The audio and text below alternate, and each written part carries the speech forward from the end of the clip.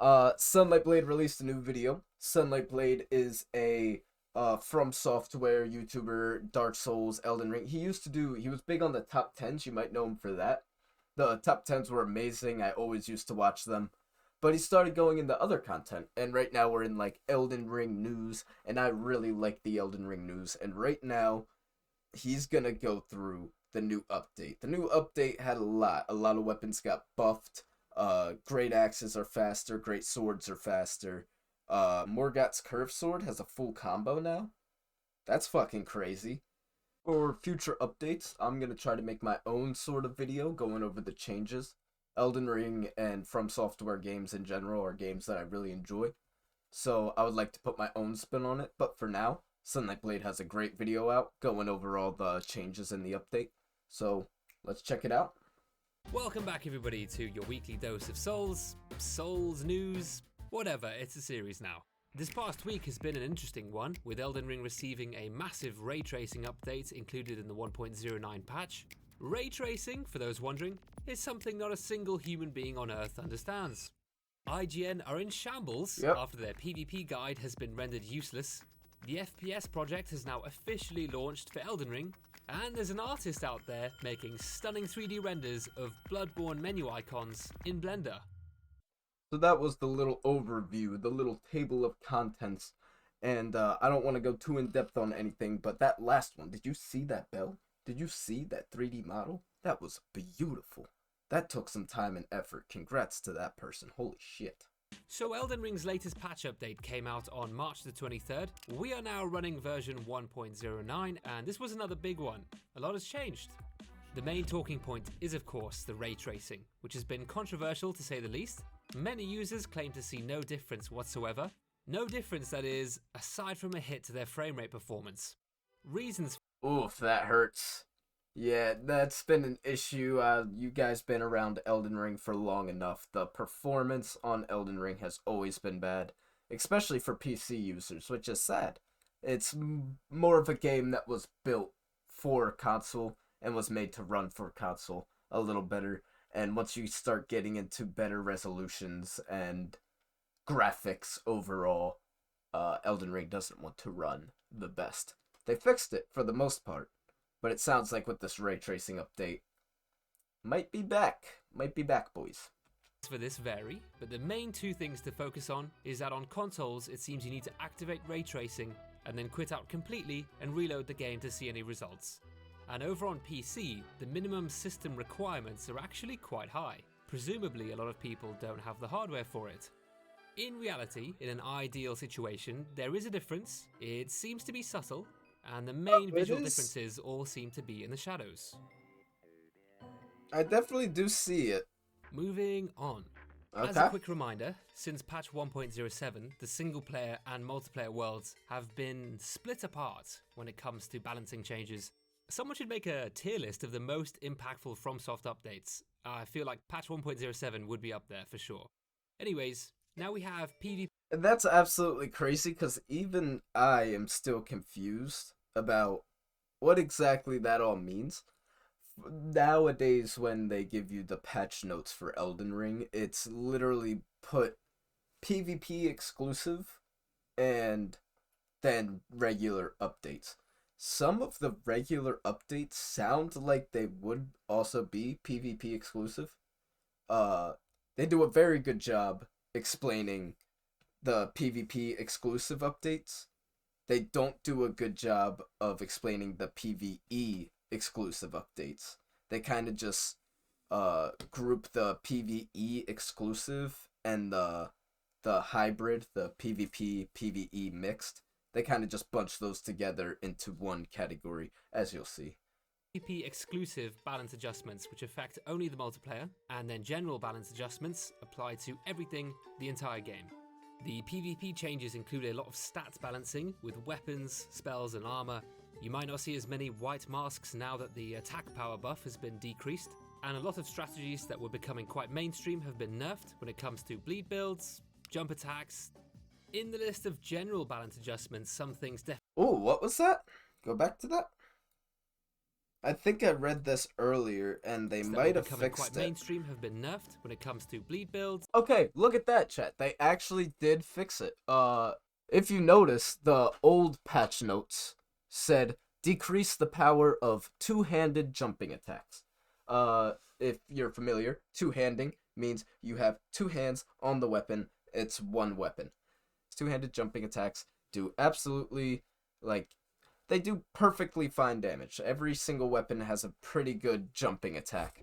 What needed to be patched was the dual wielding jumping attacks. If you had a sword in this hand and a sword in this hand, and you did a jumping attack, boom, that's more than half your health. That's like all your health. That might even one-shot you if it's great swords.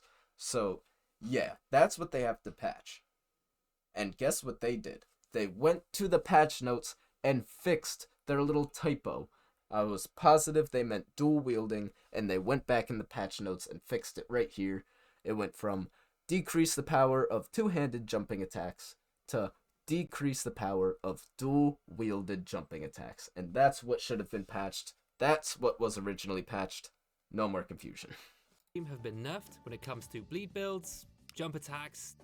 In the list of general balance adjustments, some things definitely stand out, one being the nerf to light roll. The distance covered has been slightly decreased. That's I will good. say it That's must be good. quite a small change because it's hard to notice anything.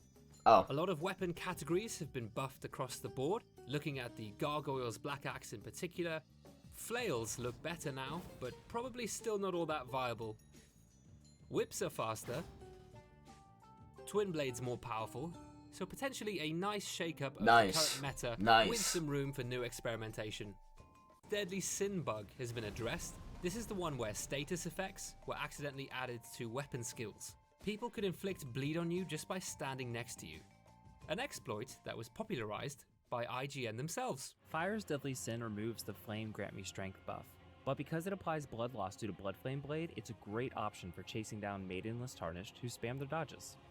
Breathtaking self-awareness on... And that, chat, is why you have to stop watching IGN now and subscribe to Chen the Man. It's right below. Make sure you do it. Display there. Thankfully, this exploit no longer works, and let's hope it stays that way. There were a ton of general improvements made to the Colosseum. One change I personally appreciated was the new invincibility window when respawning in the Colosseum. Overall, the patch seems quite promising so far, although one issue did float to the surface in the days afterwards. The Jellyfish Shield had its damage multiplier buff reduced a little bit from 1.2 times to 1.12 times. However, now the buff is no longer removed when swapping the shield, which means you can now stack it twice if you have one in each hand. Damn, that's nice. And as it's treated as two unique buffs, now the overall damage boost will stack. It'll have gone from 20% to over 40%. That's crazy. Initially, people were very concerned that this could be stacked infinitely, but luckily that doesn't seem to be the case.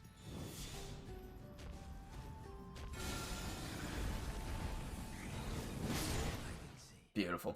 The FPS project is now officially launched. This is insane. First-person Souls. I didn't know there was one. I need to try it. I mean, it's a new mod that came out, and I want to try it. It looks absolutely fucking awesome. Available on GitHub and Nexus mods. This is the first-person mod that's been in open beta for a while, made by Dasav. And I made a mistake last time by saying a team was working on this. It turns out it's just him. God really enjoyed damn, shout out to Dasav. If you have any Nexus mods or any mod support programs on your PC, make sure to show him some support. That man is insane. I mean, look at some of this footage that they're about to show. Announcement trailer, I think he did a great job on it. I thought there were some good examples of where being in first person really adds to the excitement. Like running away from the dungeon chariots. You may have heard of Blender. It's a tool. I tried learning it last year and made a donut. Whoa. And part of a well, before I realized I was trash. However, that's not the case for a 3D artist known online as Sabrina, who decided one day to take the plain, simple 2D item artworks from in-game and transform them into fully rendered, glorious 3D models, complete Holy with smoke shit. and fluid simulations. She even has a 3-part series explaining and detailing the entire creation process from start to finish for her Bloodborne Skull Oh my on her god, YouTube look channel. at that. Now Don't it's worry. also time to wish a very happy birthday to Dark Souls 3. my personal favorite From Software game, Dark Souls 3, Elden Ring's coming close. I can't wait for the DLC. Let's see if it tops it. Holy shit. Happy birthday, Dark Souls 3. Let's fucking go. This is the game. I started with Dark Souls 2. Dark Souls 2. I like it. I love it now. It's such a good game. Don't recommend it for your first FromSoft game. Why are you making me level up my dodge roll with adaptability? What the fuck is wrong with you? Anyway, start with Dark Souls 3, because this game, so beautiful. So fucking beautiful. Such a good game. Top tier. Anyway, happy birthday, Dark Souls. What you gotta say, Sunlight? Which just celebrated its 8th year, being released 8 years ago on the 24th of March 2016. We are getting old. When it comes to milestones like these, it's common to reflect upon some favourite memories. If you ask me, my favourite memory from the Dark Souls 3 release would have to be when I was invited to London for a preview event. I was allowed to record gameplay, which was such an amazing opportunity for me, but once I got back home, I realised all the footage had no audio. Ending it on such good memories. Dark Souls 3 was such a good game. All the memories that came with it. It was my big introduction into the FromSoft series. Beating Pontiff Sullivan, beating Slave Knight Gale, beating Sister Freed. So many good fights, so many good memories that came with Dark Souls 3. So it's just makes me so happy, scared, and nostalgic knowing that it's been 7 years since the release of Dark Souls 3. So that's absolutely insane. I hope you guys liked the video review and what I had to say about the patch notes. Again, I'm going to try to make my own type of review of the patch come next patch and kind of put my own twist on it. But thank you so much, SunlightBlade, for the video. And for you guys, as always, have a good one. But chicken, it's all I know. Let me show you how it's done.